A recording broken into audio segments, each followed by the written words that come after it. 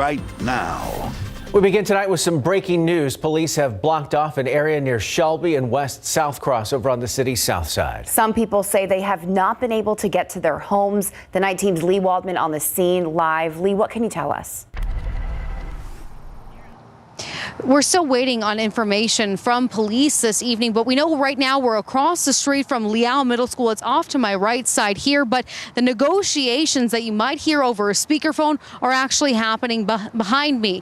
Now, we know that South Cross is blocked off from the I-35 access road down towards Shelby, which is the corner street across from us right now, but we don't have really any information. We spoke with one neighbor who says this all started happening around 6 or 6:30 this evening. She says she tried to get to her home and police told her that she needed to get out of the area. So she's actually waiting in a parking lot just catty corner from where her actual home is. Now, we did try and park in the Leal Middle School parking lot, but police told us it wasn't safe for us there to get back across the street. That'd be a safer area for us right now. We have no information as what led up to this kind of standoff situation. That's kind of what we're hearing at this point. All we know is there are several SAPD units out here blocking off roads, and we can hear active negotiations happening here behind us. We're going to stay on this scene here, Courtney and Tim, waiting for any information that we can get. We just know that this is a tense situation. Several neighbors stopping their cars, pulling over, trying to get a look at what's happening here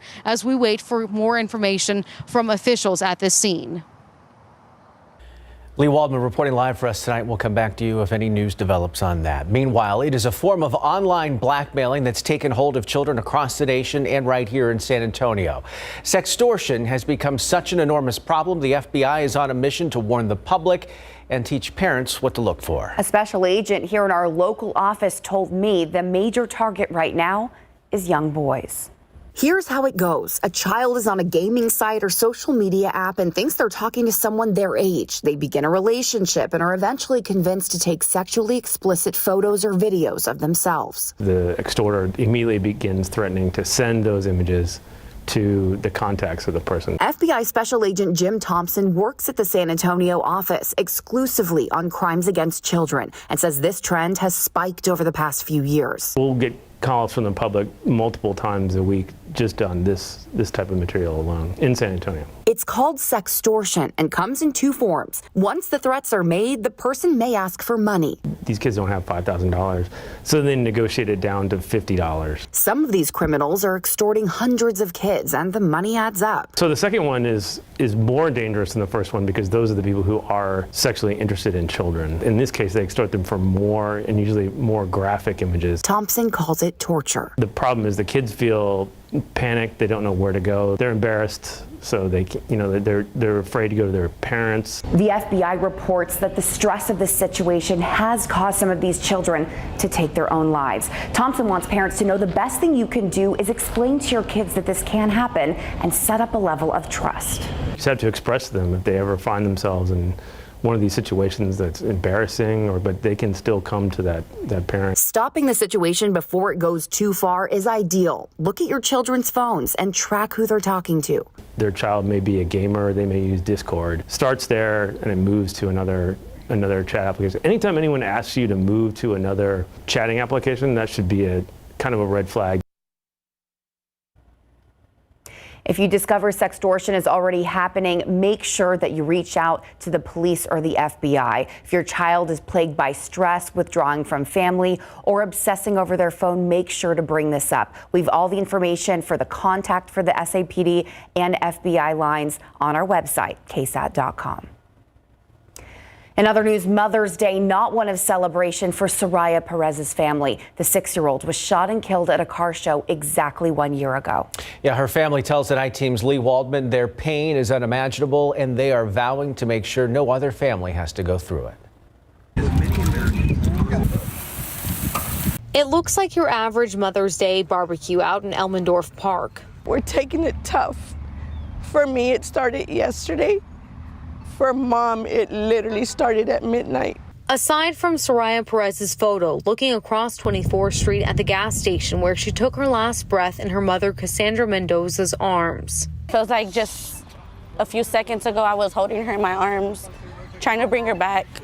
and I couldn't. 1 year ago, Soraya was at a car show with her family on Mother's Day when a fight broke out.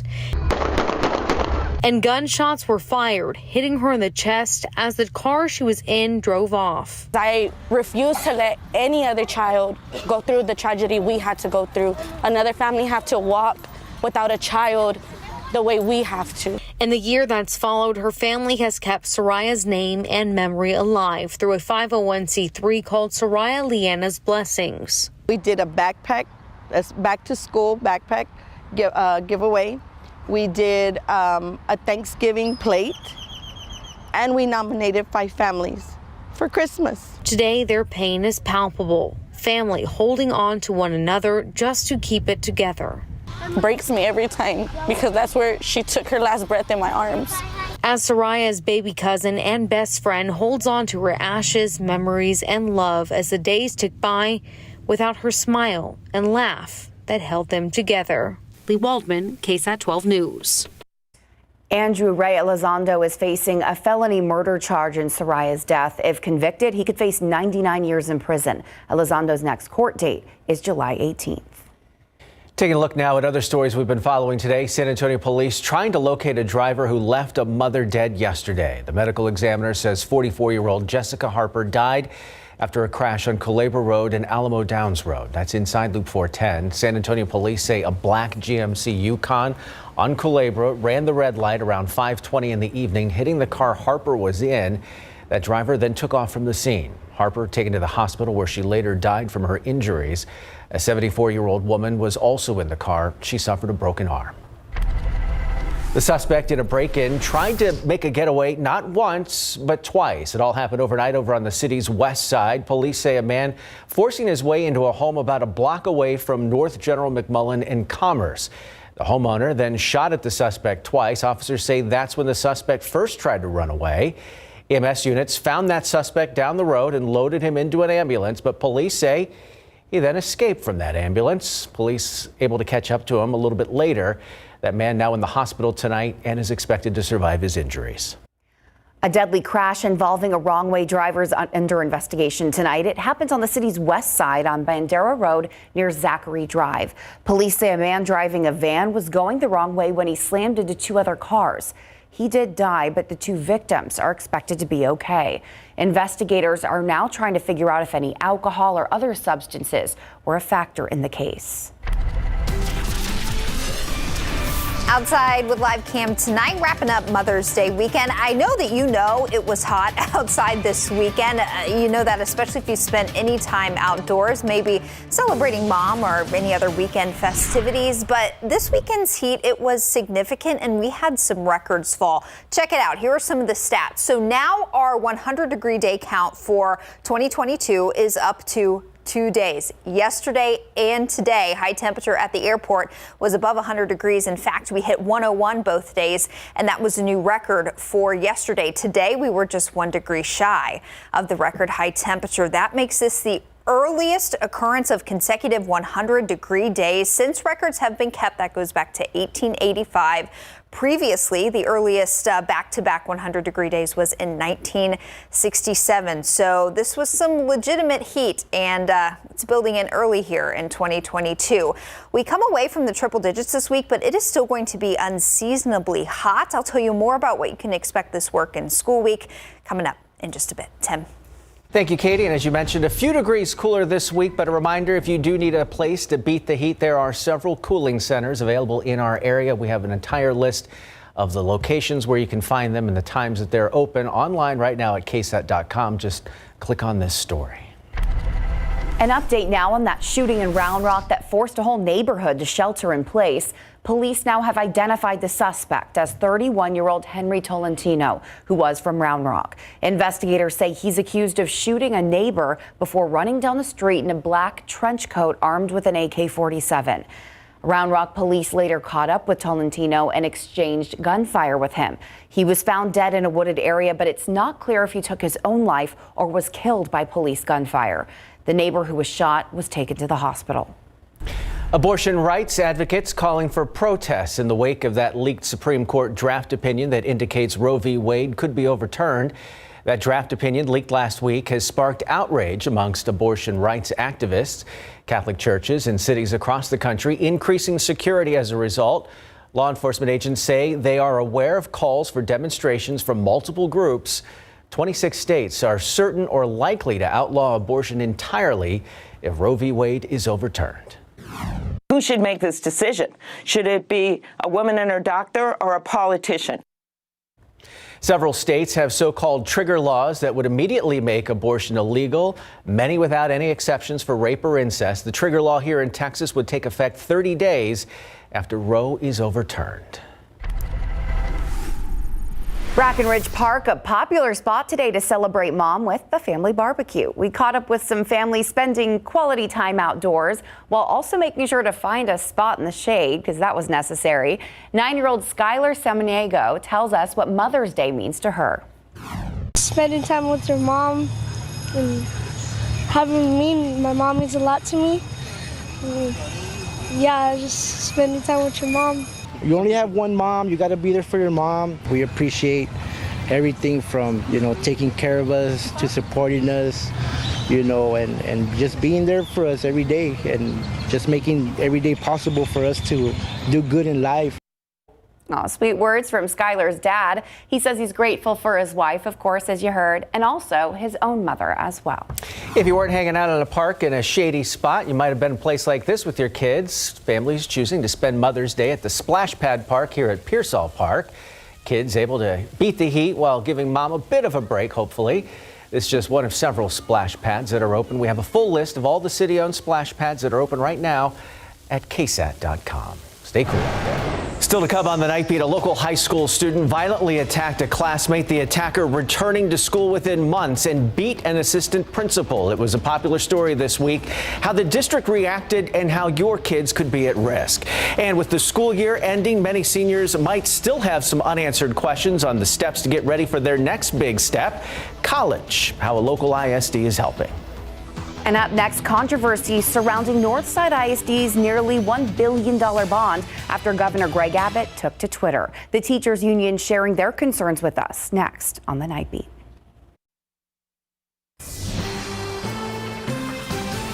A victory now overshadowed by controversy. Voters gave the green light for Northside ISD's nearly $1 billion bond. The money is meant to help renovate older schools in the district. But now Governor Greg Abbott says the district may be under investigation after some questionable posts on social media. The Night Team's John Paul Barajas spoke to the district's teachers union, who says they voiced similar concerns, but they also question the governor's motives. Northside AFT did endorse this bond. We know that the bond is important. We are glad this bond passed. I will say that we did bring some concerns to the attention of district leadership on several occasions. Northside ISD's Teacher Federation's Chief of Staff, Melanie Espiritu Osocar, explains, although they're pleased with the May 7 election results, on 2 to 3 occasions they voiced concerns that staff were potentially pressured to go vote. Those same concerns were shared on Twitter in the form of alleged leaked emails. Governor Greg Abbott responded to that Twitter thread saying an investigation could happen, but admits those posts still need to be verified. Espiritu Osocar says Abbott is playing to his base. If Governor Abbott was truly concerned about public education, he would ensure that public education was properly and fully funded. Right now, he's just stirring his base, and this is political rhetoric yet again. Espiritu Osocar says the leak didn't come from them and is disappointed in how the emails are being portrayed on social media. As for their concerns, she directed us to NISD officials on how or if those were addressed.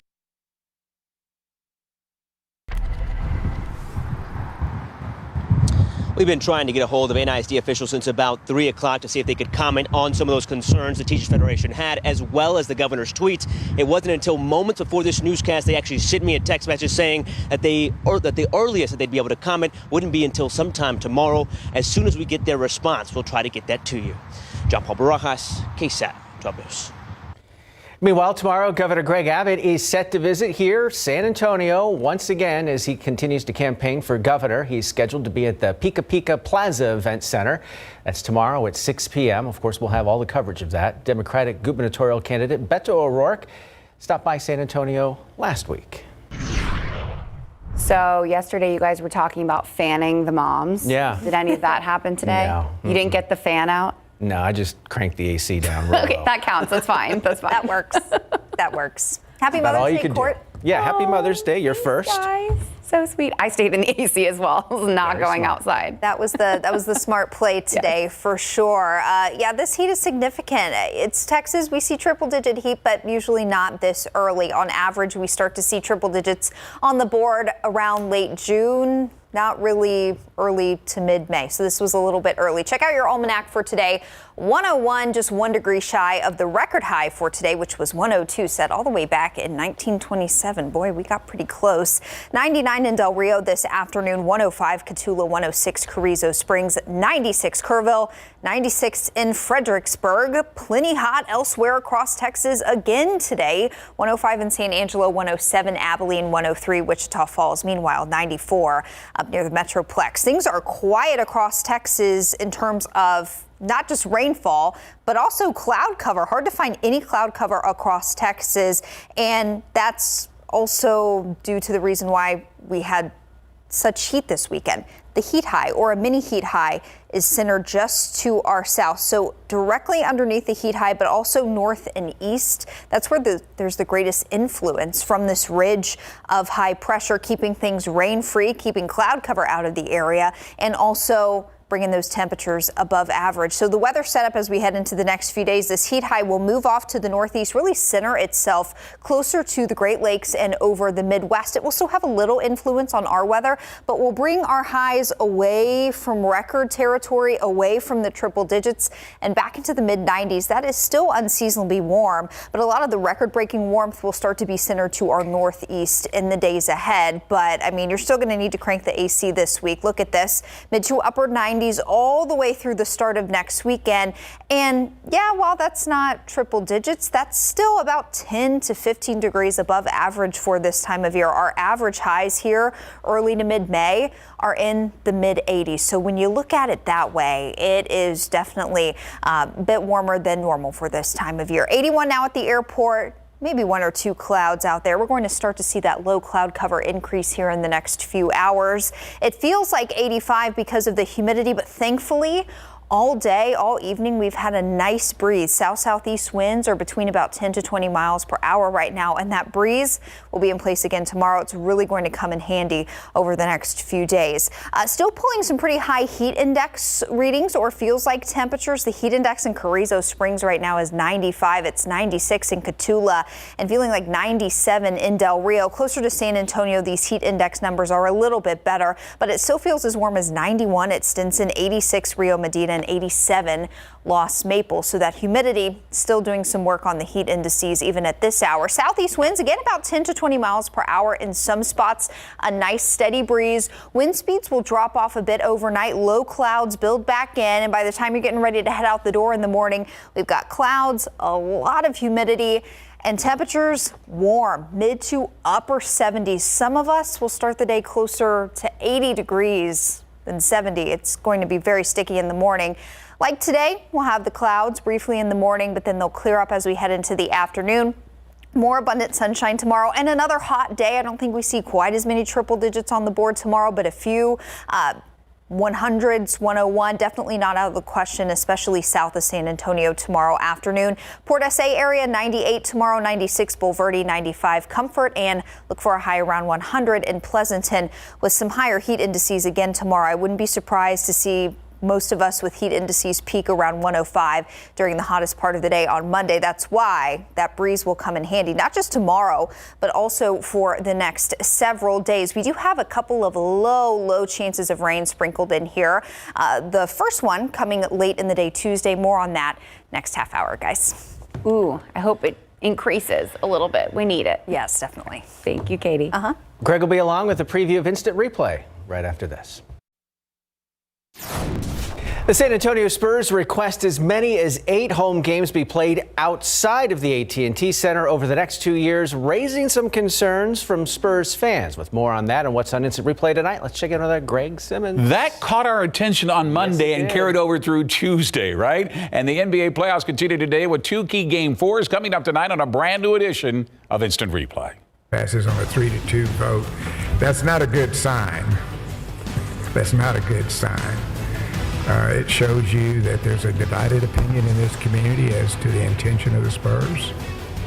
County Judge Nelson Wolf with some major concerns matched only by Spurs fans after the NBA franchise, about to celebrate, by the way, their 50th anniversary, requesting to play as many as 8 home games outside the confines of the AT&T Center, and in 4 cases, the city of Austin. What does the mayor of San Antonio have to say about that?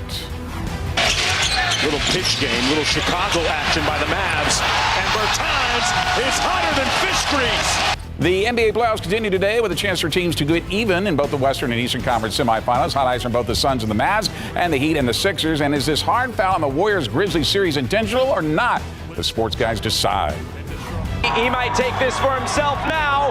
Entry around the goalkeeper, and he puts it away. And for only the second time this season, and against the same team, Phoenix FC, San Antonio FC drops a match. How did it go down before SAFC continues to play 3 games in 8 days, including their U.S. Open Cup match with the Houston Dynamo FC in 3 days? We will show you all that, plus the major upset in the ring in Las Vegas that handed Canelo Alvarez only his 2nd loss in his pro career. And do you think the Spurs will leave San Antonio tonight? You decide. Instant replay is live, and it's after the night beat, so a lot to talk about tonight. The Austin Spurs would probably be as good as an Austin taco compared to a San Antonio taco. Well, and keep in mind, they're already the Austin Spurs in the G League, which is, like you say, lesser. That's right. Thanks, Greg. We'll see you again a little bit later. Still ahead on the Night Beat with the school year ending. Many seniors still have a lot of unanswered questions on steps to get ready for their next big step, college, how a local ISD is helping.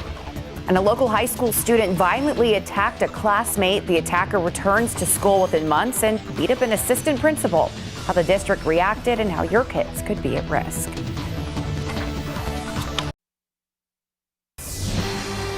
Welcome back. It was one of the most popular stories on KSAT.com this week that got a lot of you commenting. A Johnson High School student violently attacks a classmate. The district returns the attacker to campus just months later. And now that same teen is accused of beating an assistant principal. In case you missed it, one mother told our Dylan Collier how the flawed disciplinary system at Texas schools is putting your children at risk. A warning, this footage in the story may not be suitable for all viewers. This surveillance camera video on the campus of Johnson High School last October shows a sudden surge of violence. After a teen's shorts are pulled down, he turns and begins striking one of the first classmates he sees, delivering blow after blow to the child's head, followed by a stomp to his skull. And then finally, multiple kicks to the injured boy before walking away like nothing happened. Lisa Piot that day got a call from her older son, attempting to explain why his younger brother was headed to the hospital. Mom, you got to call the school. There's blood everywhere. The victim's injuries included a concussion, a broken nose, and bruising and swelling of his eyeball. Piot learned her son's attacker had been in 2 previous fights, making this his 3rd incident of violence within the first 9 weeks of school. And although he was arrested for assault and booked into the county's juvenile detention center, he was soon out. And within days of the attack, these images posted on social media show him mocking his victim. Were you under the assumption as far as school goes that he was done, that he was no longer going to be allowed on campus and would be expelled? Yes, absolutely. The process is broken where these repeat offenders are just allowed to be returned to the environment. Case in point, her son's attacker, who was sent to an alternative campus, then returned to Johnson in January, only to be arrested again, this time for felony assault on a public servant. Northeast ISD police say he repeatedly hit an assistant principal with a closed fist April 14th.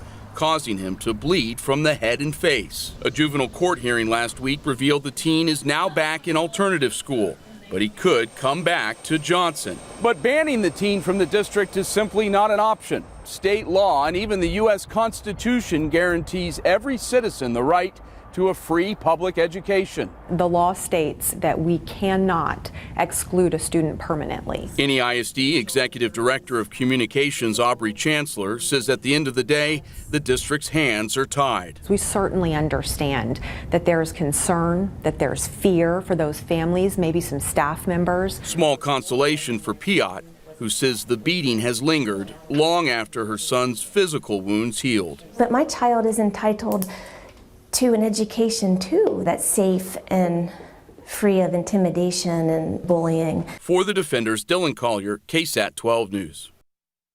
The arrested teen is now free on bond and scheduled to be back in court in late May. The typical punishment for any ISD students who assault a staff member is 75 days at an alternative school before they are returned to their home campus. The U.S. is taking new steps to punish Russia for its unprovoked invasion of Ukraine. The U.S. announced new sanctions today against Moscow, also pledging additional support for Ukraine in a virtual meeting with G7 leaders. The new sanctions include cutting off Kremlin-controlled media outlets from American advertisers and prohibiting the country from using U.S.-provided management and accounting consulting services. President Joe Biden and Ukrainian President Volodymyr Zelensky were both in that meeting.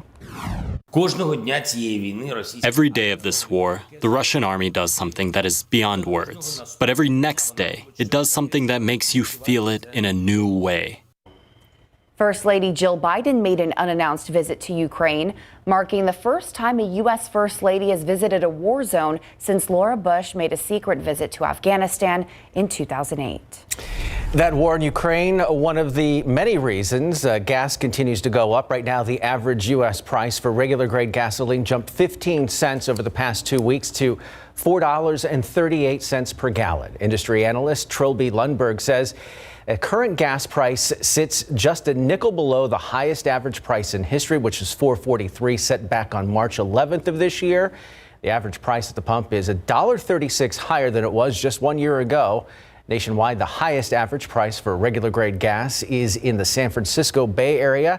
It'll cost you $5.85 per gallon there. The lowest price, though, in Tulsa, Oklahoma, where you can get it for $3.80 a gallon. Well, as you know, inflation continues to rise at levels we haven't seen in more than 40 years. And food prices are a big part of those increases, especially when it comes to beef and chicken. But there are several ways to save. Consumer Reports suggest limiting animal proteins and substituting them for high protein foods like eggs, beans, and peas. They're generally cheaper and are linked to health benefits. Sticking to a list and buying generic brands can also help. Store brands, we have found, can cost as little as 25% less than the name brands. And we have found in Consumer Reports that the quality can be as good as or better than the name brands. Consumer Reports also says shopping apps like Basket, Ibotta, and Flip can help you find the lowest prices, store specials, and coupons to help you save. Outside with live cam still sitting near 80 degrees in a lot of spots. It is warm, it is muggy, and that really doesn't change over the next several days, certainly not by tomorrow. So as you're planning your commute for your Monday, heading out the door in the morning, we're talking about temperatures in the mid to upper 70s, very muggy. Clouds roll back in overnight, so a somewhat gray start. Light winds in the morning, but by the time you're heading home, sunshine. You'll need the sunshade and your sunglasses. Another hot one tomorrow. We bring our high temperatures down a few degrees, but it's not going to feel any less hot out there. Southeast winds pick up after lunchtime tomorrow, 10 to 20 miles per hour for the afternoon and evening commute. So that breeze will help us out just a little bit. We'll talk more about what you can expect in the week ahead coming up in the full forecast. Courtney. Katie. Well, many high school seniors are getting ready for college or the next chapter in their lives. Some have a lot of questions, though. A local ISD has a program to try to answer those questions.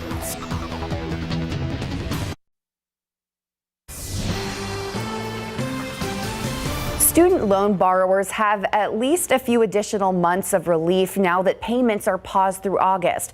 Right now, U.S. borrowers owe $1.7 trillion in student loans. That's according to the Federal Reserve Bank of St. Louis. That's a lot of money, but as KSAT producer Alexis Page explains, one local school district is trying to help students avoid adding to the growing national debt. Choosing a major for college can be easy. I'm majoring in biology in order to pursue my doctorate degree. I'm going to go to college to major in nursing. But paying for college can be a challenge, especially for those who are the first in their family to go to college, like East Central High School senior Jahatsi Ramos. You know, coming to another different state, it's just, there's a lot of obstacles that you have to overcome. Millions of Americans are still paying off their student loans years after graduating. Amanda Holman is the director of college career and military readiness for East Central ISD. She says the district takes extra steps to make sure high school seniors are informed about their options so they won't be in a similar situation. We really encourage our students to, educate themselves on loans and what that means for them and what that means for their futures when they take out student loans. East Central hosts information sessions both in person and online where students and parents can learn about the free application for federal student aid, the Texas application for state financial aid, along with the Alamo Promise, a San Antonio-based tuition-free program.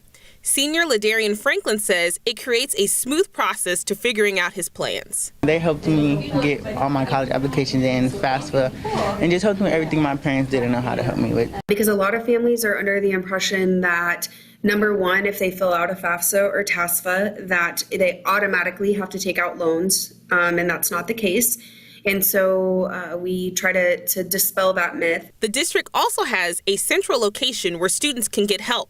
The Go Center, which is actually located at East Central High School. It helps you with your transcripts, your GPA, and technically overall going to college. Actually provides the Texas Success Initiative or TSI testing for students so that they can be considered college ready when they leave us. Seniors say it helps take the pressure off so they can focus on making their parents proud. I'm doing things they couldn't, and I'm continuing our name through them. I think that's something that allows me to keep moving forward.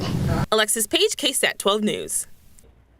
Something new for the 2021-2022 school year, the Texas House passed HB 3 that requires high school seniors to complete and submit the FAFSA along with the TASFA for any students who do not have a U.S. Social Security number. However, students are also allowed to sign a form to opt out.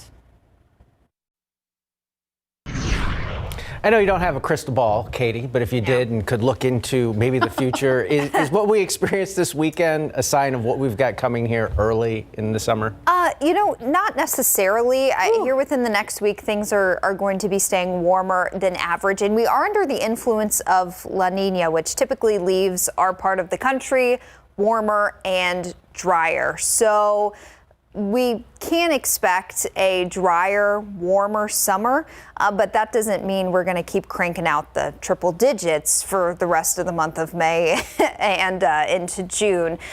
There's no direct correlation between an early triple digit day and a warmer than normal summer, but I guarantee you we'll be seeing some more triple digit here late spring into the summertime.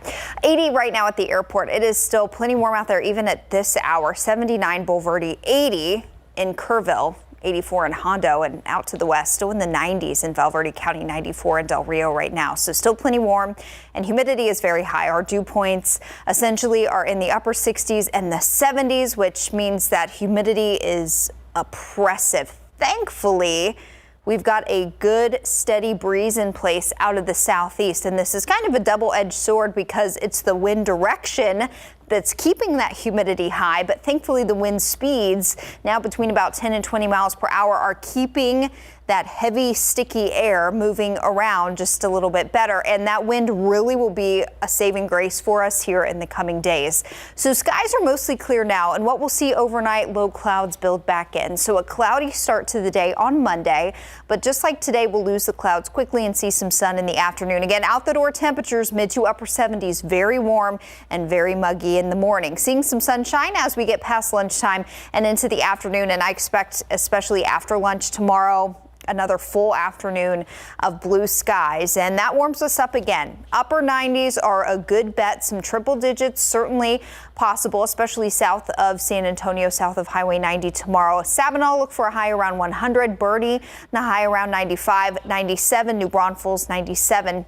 And Seguin for your Monday. Now keep in mind, just like today, the heat index will be very elevated again tomorrow. We expect humidity to stay high into the afternoon, and that will put our heat index or our feels like temperatures here during the hottest part of the day on Monday. Around San Antonio, I expect our heat index to peak between about 100 and 105 degrees, but we could have some feels like temperatures up near 110 once again, south and west of San Antonio. So if your work keeps you outside, make sure you're staying hydrated. That's a big key. And also take frequent breaks when possible. Now, some rain would be nice, right? It would be very nice, but we've got very low chances sprinkled in here during the work week. The first, which comes late in the day on Tuesday, and this is going to be one of those dry line situations. The dry line will be set up across West Texas Tuesday afternoon. Some strong to severe thunderstorms are expected to develop essentially down near the Big Bend region of Texas along I-10 there near San Angelo up toward Midland, Odessa, and even up to Lubbock and Amarillo. Scattered severe storms possible here, so they'll develop well to our west, and then they'll try to move east, potentially impacting some of our westernmost counties, places like west of Rock Springs down to Bracketville, Eagle Pass, Del Rio, and Valverde County as we get into Tuesday evening. We'll keep an eye on those storms carefully. Don't expect them to make much eastward progress, but that's the low chance of a stray thunderstorm that you'll see for Tuesday evening. Tomorrow, no rain chance, just some morning clouds giving way to afternoon sun. 97 your high, heat index peaking around 105. But again, thankfully, we'll have the wind with us again tomorrow and also for the next several days. So even though it'll continue to be warmer than normal for this time of year, we'll have the wind with us each day. So I'm trying to find a little bright spot here. That's what I got for you. It's like Mother Nature's AC. I asked you to look into a crystal ball, and I would say you did a very good job explaining what the future holds for us. So that's better than a crystal ball. Thank you. Although I will say it's time to start carrying the old sweat rag around with us as we head outside to work. Yeah. Still ahead on the Night Beat, it's no surprise the new Doctor Strange movie rocked the weekend box office. How much did it make? And where's its sales standing after opening weekend?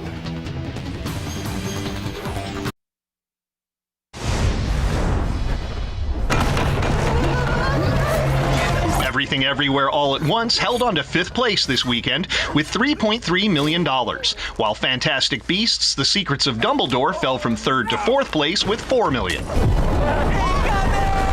Downshifting from 2nd to 3rd place was Sonic the Hedgehog 2, which made $6.2 million. Just ahead of it was former box office champ The Bad Guys with $9.8 million, bringing its North American box office total to $57.6 million. You didn't need to have Doctor Strange's powers to foresee his new movie would win the weekend. Doctor Strange and the Multiverse of Madness conjured up $185 million, which makes it the 11th biggest opening in domestic box office history and the biggest debut of 2022. In Hollywood, I'm Rick Damagella. Now you just got to avoid the spoilers if you haven't seen it. Big upset in the ring as Canelo Alvarez loses only his 2nd bout of his pro career. Will there be a rematch? And big honors for both the men's and women's golf teams at the University of the Incarnate Word. With more on What's an Instant Replay, let's head over to Greg Simmons. Thank you very much, and happy Mother's Day, Courtney. Thank you, Greg. Your very first, correct? My very first. That is awesome. And the strikeout king in Class 4A is a young man from Hondo, coming up tonight on a brand new edition of Instant Replay. And Rice being landed by Canelo. Oh, look at Beeble. Look at him go. Oh, my word, Beeble. And Canelo wants more of it. Major upset in Las Vegas as Canelo Alvarez goes down for only the 2nd time in his professional career. How did it go down for Mexico's most popular boxer? Will there be a rematch? Big honors for both the men's and women's golf teams for the University of the Incarnate Word. That includes all Southland Conference team and NCAA regionals. He's the strikeout king of all the Class 4A in the state of Texas, and he's located in Hondo. How many Ks does this right-hander have to his credit? We'll tell you, and wait until you see some great plays from postseason softball, including Our Lady of the Lake, Texas State, and McCollum High School. All that plus are the Spurs laying the foundation for a move out of San Antonio. The sports guys are back tonight with their opinions. Instant Replay is live, and it is next. For the record, it might be her first official Mother's Day, but I've been training her for years. Absolutely. He has. Working with me. He has. Good boy. We'll be right back.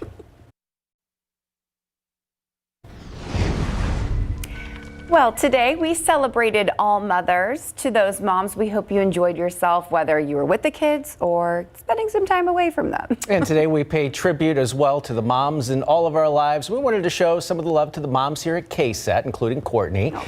These women are great journalists, but even better moms. Head over to our website to see how moms at KSAT spent their Mother's Day. Happy Mother's Day to all of the moms here and out there. So sweet. We got a good mamas here to support each other. That's all of our time. Thanks for watching. Be sure to tune in to GMSA tomorrow. All New Instant Replay starts right now.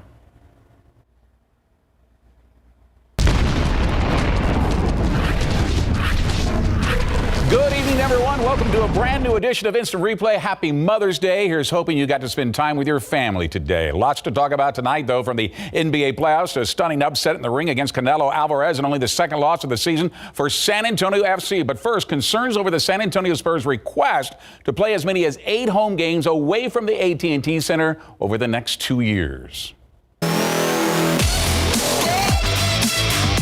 Okay, we got a motion and a second by Commissioner Rodriguez. All those in favor will say aye. Aye. Aye. Those opposed?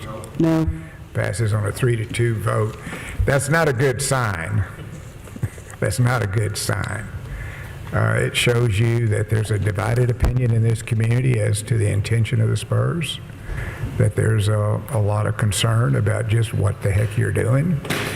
Bexar County Judge Nelson Wolf had his own concerns from the Spurs' request to play as many as 8 home games away from the AT&T Center over the next 2 seasons. The most concerning about the request is playing 4 games in Austin. As it turns out, the Bexar County Commissioners Court only approved 4 games for next season only. 1 in Mexico, 1 in the Alamo Dome as part of the Spurs' 50th anniversary celebration, and 2 in Austin now that they've built the new Moody Center at the University of Texas. Fans are concerned the Spurs may be laying the foundation for moving the team out of San Antonio. They're selling out both the San Antonio Rampage and the San Antonio Stars to Las Vegas owners, and attendance waning as the Spurs fail to make the playoffs for an unprecedented 3rd straight season. Does Mayor Ron Nirenberg share Spurs fans' concern, since over 30% of the team is now owned by outsiders? 6th Street Partners in San Francisco, Mike Odell of Austin, and Joe Gebbia of Airbnb out of Atlanta. You know, obviously, I understand the concerns, but, you know, looking at the Spurs, they have had a long history here in San Antonio, and they have local ownership that's committed to staying in San Antonio, from R.C. Buford all the way to the ownership that includes Peter John Holt and the Holt family. And, you know, their commitment has been made very clear to the future of the Spurs organization being here in San Antonio. And I take them at their word. Of course, we have to make sure that local ownership continues to remain in control of this organization. That's where I think you're hearing some of the nerves come in. Now, with respect to broadening their base into Mexico and up and down the 35 corridor, that's nothing new. This is something that had been considered for many years. They have, in fact, been playing games in other locations.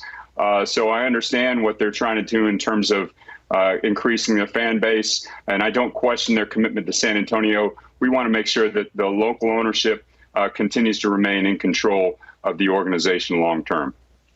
Now, when you take a look at the Spurs attendance numbers released for this past season, you have to wonder if these included season ticket holders who did not attend games, since a glance at the lower bowl of the AT&T Center shows many empty seats. So here's the latest attendance figures, and you really have to consider that 2021 season, because of the COVID-19 pandemic is just basically taking it out. But still, if you take a look at 2022, it's still down significantly from 2018, 19, and 20.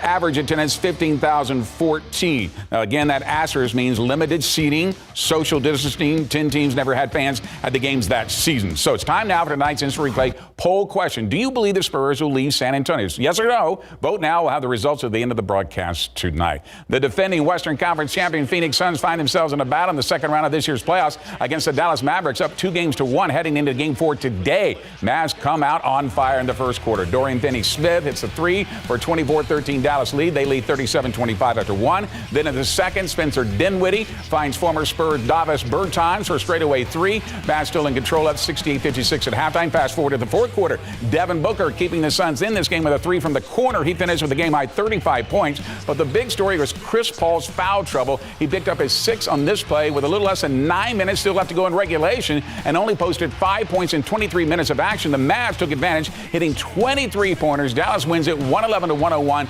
ties his series at 2 wins apiece. So let's take a look at the western side of the playoff picture here. Phoenix and Dallas dead even at 2-all. Game 5 will be on Tuesday at 6:30.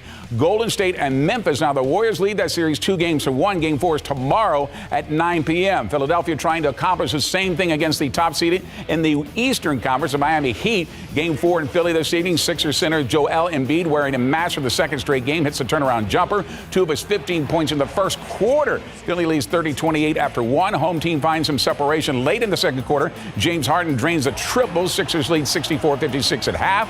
Fourth quarter, Jimmy Butler trying to rally the Heat with this lay, and he posted a game-high 40 points, but the Sixers pull away late. First, Tyrese Maxey finds Tobias Harris with a great pass for the alley-oop slam, 111-103. Philly then, very next possession, Harden drains a step-back triple, 31 points from Harden tonight. Philly has evened this series at 2 games apiece with a 116-108 victory. So let's take a look at the Eastern Conference playoff picture now.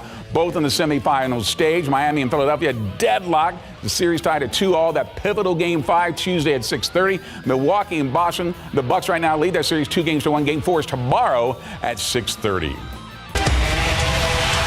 There's something about Phoenix Rising FC. San Antonio has faced him twice this season. Both meetings have resulted in losses, the only ones this season for San Antonio FC. Phoenix struck early last night, led 2-0 by halftime. They added another goal after the break and won 3-0 despite San Antonio outshooting Phoenix. San Antonio suffers their first road loss of the season, but maintain their second place spot in the Western Conference. San Antonio will not face Phoenix again during the regular season.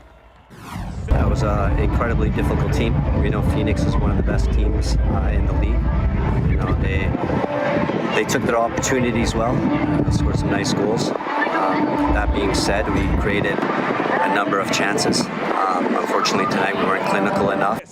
Now, this is going to be a busy week for San Antonio FC. 3 games in 8 days, just like when they faced Austin FC in the Lamar Hunt U.S. Open Cup. Now it's time for the next round. San Antonio will be in Houston on Wednesday to take on the Houston Dynamo FC of Major League Soccer. This is the 3rd time that San Antonio FC makes the round of 32. Wednesday's game is set for 7:30. Here's a look at San Antonio's next USL match, and this will be at the Miami FC on Saturday at 6 o'clock.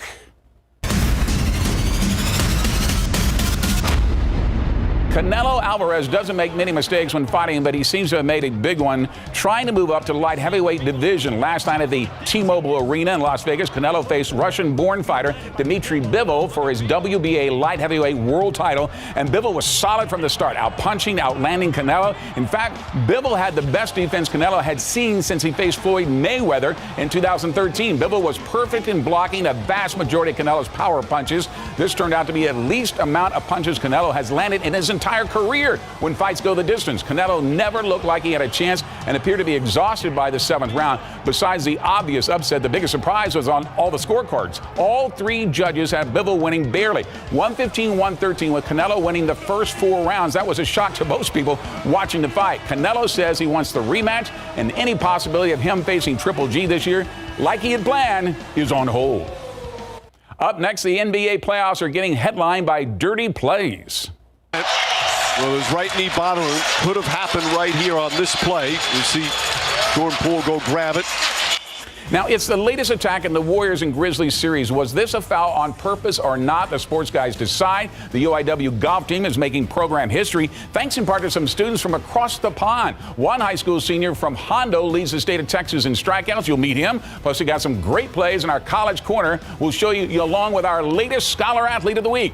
When Instant Replay continues live next.